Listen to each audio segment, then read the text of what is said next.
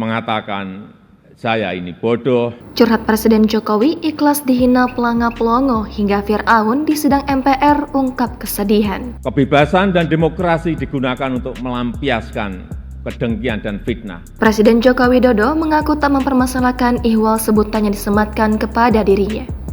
Misalnya seperti disebut pelanga-pelongo hingga Fir'aun.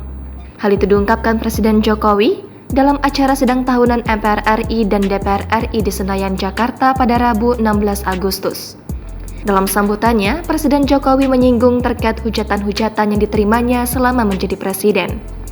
Jokowi mengaku dirinya tak marah meski mendapat banyak hujatan selama menjadi orang nomor 1 di Indonesia.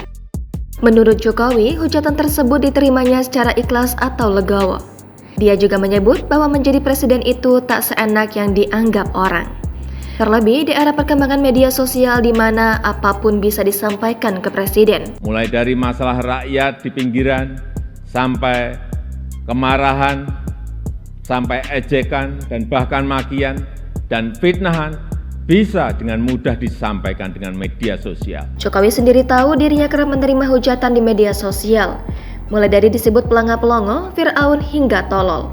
Menurut Jokowi, sebagai pribadi hal itu tidak masalah dan diterimanya dengan legowo. Saya tahu ada yang mengatakan saya ini bodoh, pelongo-pelongo, tidak tahu apa-apa, Fir'aun, tolol. Ya enggak apa-apa.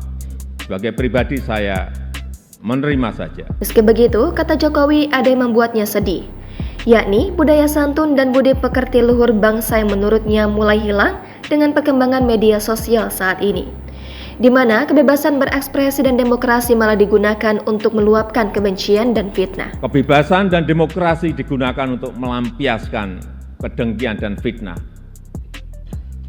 Polusi di wilayah budaya ini, sekali lagi polusi di wilayah budaya ini sangat melukai keluhuran budi pekerti bangsa Indonesia yang besar. Namun Jokowi percaya tidak semua masyarakat Indonesia seperti itu. Buktinya banyak masyarakat Indonesia yang kecewa dengan polusi budaya tersebut. Cacian dan makian yang ada justru membangunkan nurani kita semua, nurani bangsa untuk bersatu menjaga moralitas ruang publik, bersatu menjaga mentalitas masyarakat, sehingga kita bisa tetap melangkah maju, menjalankan transformasi bangsa menuju Indonesia maju, menuju Indonesia Emas 2045.